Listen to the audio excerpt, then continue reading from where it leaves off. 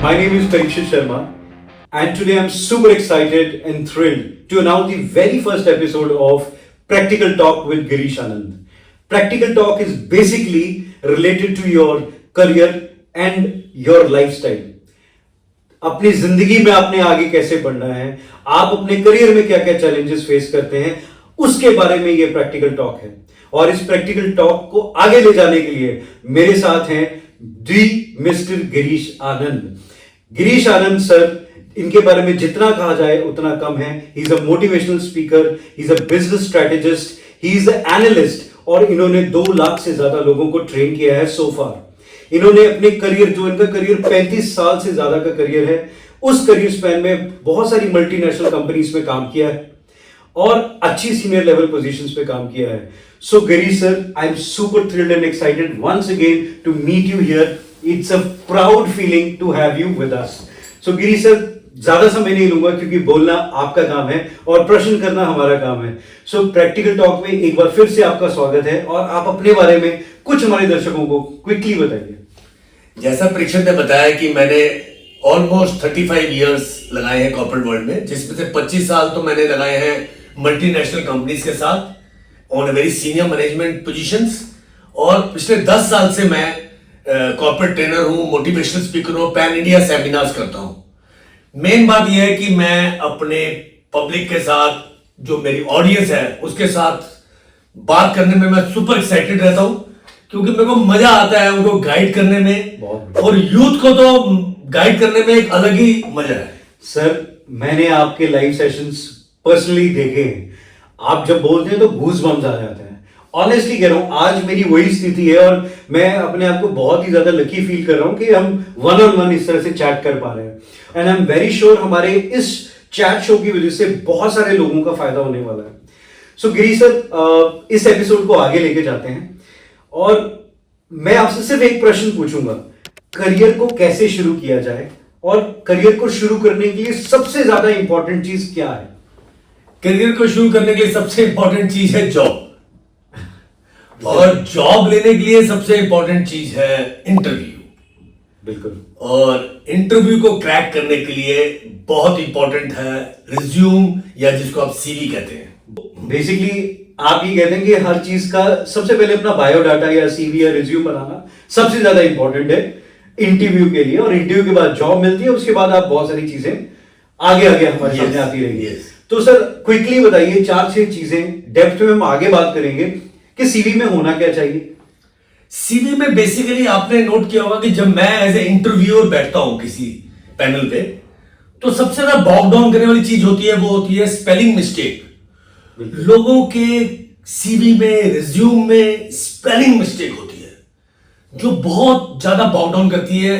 ऐसा फील होता है कि अगर कैंडिडेट अपने सीवी को लेकर सीरियस नहीं है, अगर वो कैजुअल है, वो जॉब को लेकर कैसे सीरियस हो सकता है। बिल्कुल सही। तो make sure that there is no spelling mistake in your CV और रिज्यूम। उसके बाद आपने देखो कैरियर ऑब्जेक्टिव।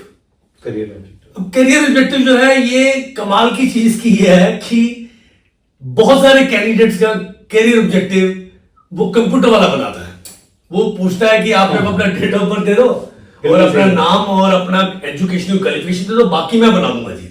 और अगर बाई चांस किसी एक ही कंप्यूटर वाले से 5-6 लोगों ने अपना रिज्यूम बनवाया है और वो सेम इंटरव्यू में आ गए हैं, तो I am going to find out same career objective of lot of candidates. बिल्कुल सही बात कह रहे हैं सर आप। बिल्कुल मेरे को याद आ रही है।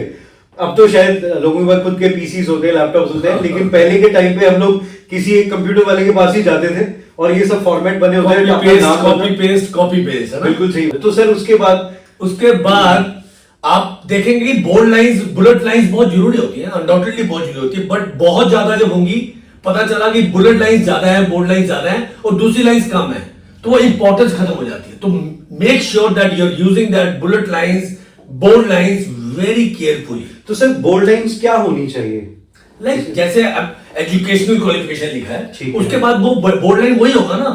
अगर आपके हॉबीज इंटरेस्ट आ गए, हॉबीज इंटरेस्ट से याद आ गया, हॉबी इंटरेस्ट के अंदर travelling, reading newspaper, listening to music, playing cricket, outdated हो गया है ये सब कुछ। बहुत रैंडम और बेसिक। कोई ढंग का स्किल बताइए ना आप। इंटरव्यूअर को ज्यादा इंटरेस्ट इस चीज में है कि आपका कोई ऐसा स्किल जो कॉर्पोरेट वर्ल्ड की वर्किंग में काम आएगा। बिल्कुल जैसे आप कहते हो लीडरशिप स्किल्स है मेरे अंदर, मैंने कॉलेज टाइम पे कुछ सेमिनार्स बनाए थे या मैंने फेस्ट को ऑर्गेनाइज किया था, या तो ऐसा कुछ हो। हम लोग आने वाले एपिसोड्स में बहुत बात करने वाले हैं सीवी रिज्यूम मेकिंग के ऊपर। तो क्विकली हमें पता लग गया कि स्पेलिंग बहुत इंपॉर्टेंट है, फिर आपका बोल्ड करेक्टर्स को हमने मिनिमाइज करना है, दूसरा ड्राफ्टिंग आपकी बहुत ही ज्यादा डिफरेंट होनी चाहिए, ऑब्जेक्टिव्स बहुत क्लियर होने चाहिए, हॉबीज इंटरेस्ट थोड़ी डिटेल में होनी चाहिए, कोर कि एग्जैक्टली क्या है। यस, सो आपका ये सीवी बहुत ज्यादा इंपॉर्टेंट है। ठीक है सर, एक सीवी हमारा बन गया, फिर सीवी बनने के बाद इंटरव्यू में बैठने से पहले और क्या दो तीन चीजें ऐसी हैं जो बहुत ही ज्यादा क्रूशियल है? सबसे इंपॉर्टेंट जो मेरे को लगता है वो ये है कि जब आप इंटरव्यू देने जाते हैं तो मेक श्योर कि जो एक जगह डिसाइड करेगी इंटरव्यू के लिए, जो भी ऑफिस है, आप उसमें कम से कम 45 मिनट्स पहले पहुंचे। 45 मिनट्स? यस, मेरे जान पहचान में ऐसे एक दो केसेस हुए हैं कि वो इंटरव्यू देने के लिए पहुंचे 15 मिनट पहले, और वहां पे वो ऑफिस हब था जहां पे बहुत सारे इंटरव्यूज भी चल रहे थे, बहुत जो रेगुलर एम्प्लॉइज भी आते हैं, तो वो वहां पे लाइन लगी हुई थी और वो ही गॉट लेट। या फिर प्री रेकी कर ले, एक दिन पहले समझ ले कि if it is that important, go one day previous to that interview date and check up the location properly. सही बात है, बिल्कुल सही बात। और सेकंड बात, आप हमेशा अपने सीवी और रिज्यूम की 5 to 7 कॉपीज कैरी कीजिए। 5 to 7? Yes, okay. क्योंकि जब आप इंटरव्यू देने जाते हैं वहां पैनल में हो सकता है 4-5 लोग बैठे हो, तो आप ऐसा नहीं कर सकते कि 3 कॉपीज लेके चले गए और उसमें से फिर आप चॉइस दे रहे हैं कि किसने लेना ले लो, मेरे पास तो 3 कॉपीज ही हैं। सही बात है। And maybe you qualify for the next round and then you can not run for getting it photocopied कि मैं फोटोकॉपी कराने जा रहा हूं भाई, आधा घंटा मिला है नेक्स्ट राउंड के लिए। You have to be compose, जैसे मैंने बोला 45 मिनट पहले पहुंचना है, कंपोज होकर आपने एंटर करना है। रिज्यूम की कॉपीज होनी बहुत जरूरी है। I got your point. बहुत ही वैलिड पॉइंट है सर। और कोई एक ऐसी बहुत ज्यादा जरूरी चीज जो आपको लगती है कुछ और? इंटरव्यू जब आप देने जाते हैं, आपकी इंटरव्यू रूम में नहीं स्टार्ट होती, वो पहले से स्टार्ट हो जाती है, रिसेप्शन एरिया में ही स्टार्ट हो जाती है। रिसेप्शन एरिया में यू आर अंडर वॉच, तो ये ध्यान रखना बहुत जरूरी है। और जब आप इंटरव्यू में एंटर करते हैं हॉल के अंदर, तब आपकी वॉक, आपकी टॉक कॉन्फिडेंट होनी चाहिए। There should be confidence in your talk and your walk. Even आपका अटायर बहुत स्ट्रांग अटायर तो कमाल है, अटायर पे तो शायद 2-3 एपिसोड बनाने पड़ जाए हमारे को। और लेकिन जब आप जाते हैं अंदर इंटरव्यूअर के सामने बैठते हैं, पैनल के सामने, तो you have to make sure कि आपके अंदर फेकनेस नहीं है, आप फेक नहीं है। ये नहीं भूलना है कि जो इंटरव्यू ले रहा है उसका रोज का काम है वो फेक और ओरिजिनल को बहुत जल्दी पहचानता है। और आप तो कैरी नहीं कर सकते, फेक एटीट्यूड को थोड़ी देर के लिए कर सकते हैं, तो कैरी नहीं कर पाएंगे। Even when you're talking, I personally I have taken many interviews in my career. मैं वो पता लग जाता है, बिकॉज वो थोड़ा सा हमें एक्सपीरियंस भी है, कौन फेक बोल रहा है, कौन ओवर बोल रहा है। Yes. We always catch it. और इंटरव्यू वही खत्म।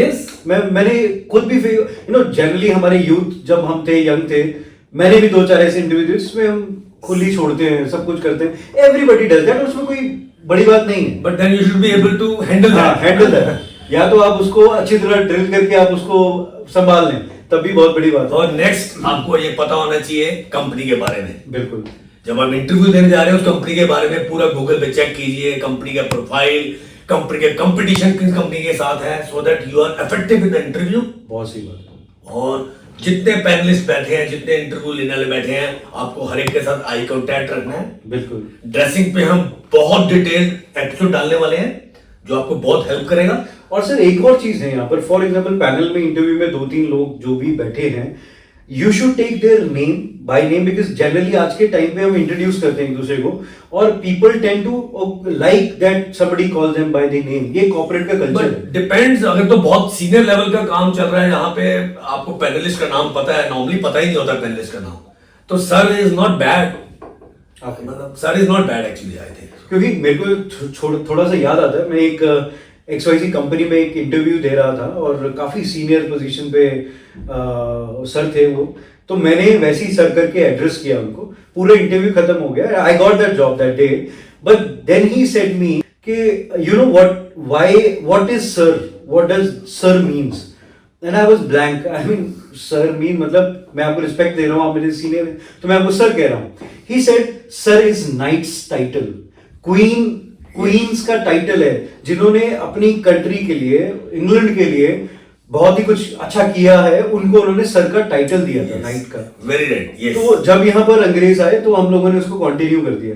So basically it's like that. और एक और मेरे मन में पॉइंट है जो मैं जरूर बताना चाहूंगा इसमें, कि अपने सोशल मीडिया को ध्यान से हैंडल कीजिए। मैंने बहुत लोगों को देखा है जिन लोगों को हम लोग ऑलमोस्ट सिलेक्ट कर लेते हैं, लेकिन बाद में जब उनका सोशल मीडिया को हम चेक करते हैं, करना पड़ता है बिकॉज रिस्पॉन्सिबिलिटी देने वाले हैं कंपनी की, किसी सीनियर पोस्ट पे या इवन मिडिल मैनेजमेंट पोस्ट पे, तो उनके सोशल मीडिया पे अवॉइड पुटिंग रिलीजियस कंटेंट, कोई बहुत ज्यादा स्ट्रॉन्ग पॉलिटिकल कंटेंट, कोई बहुत स्लैंगिश या कोई सिगरेट हाथ में पकड़ के बहुत टैटूज दिखा के। पहली बात तो ऐसी डालनी ही नहीं चाहिए, अगर डाली है तो थोड़े दिन हाइड कर लो, then only you will get a job. तो आने वाले टाइम में मजा आने वाला है। We are going to discuss lot of practical things in our practical talk. वाह वाह वाह। तो सर ये बताइए, चलो इंटरव्यू आगे अंदर बैठ गए, हमने सब कुछ बता दिया, how to close an interview? Close तो इंटरव्यू ही करेगा, बट इतना है कि जब आपने आपका खत्म हो गया इंटरव्यू, तो when you are going out of the room, don't bang. Don't bang, what do you mean by that, don't bang? मतलब डोर को क्लोज करते हुए यू शुड मेक श्योर कि कहीं जोर से तो नहीं दरवाजा मार दिया, interview has not ended. Yeah, it shows your confidence and your presence you of have to mind. very gracefully make the exit. Very well said, very well said. So sir, हमारा जो पहला एपिसोड है, आई am super excited कि आने वाले episodes में हम इनको डेप्थ में बात करेंगे और मजा आने वाला है। आप अपनी लाइफ में, आपने अपनी जॉब्स में, इंटरव्यूज में क्या क्या फेस किया है, उसके बारे में आपको समझ में आएगा कि ये तो आपसे रिलेटेड है। सो हम यहाँ पर जो भी बात करेंगे, we will talk only practical, because it is practical talk. So Giri sir, once again, thank you for joining us and hope to have a great sessions ahead. I will make sure that people are benefited out of it. Wow. So thank you guys. Enjoy the time. Take care of yourself. Be focused and keep watching Practical Talk with Girish Anand. Thank you so much. Thank you.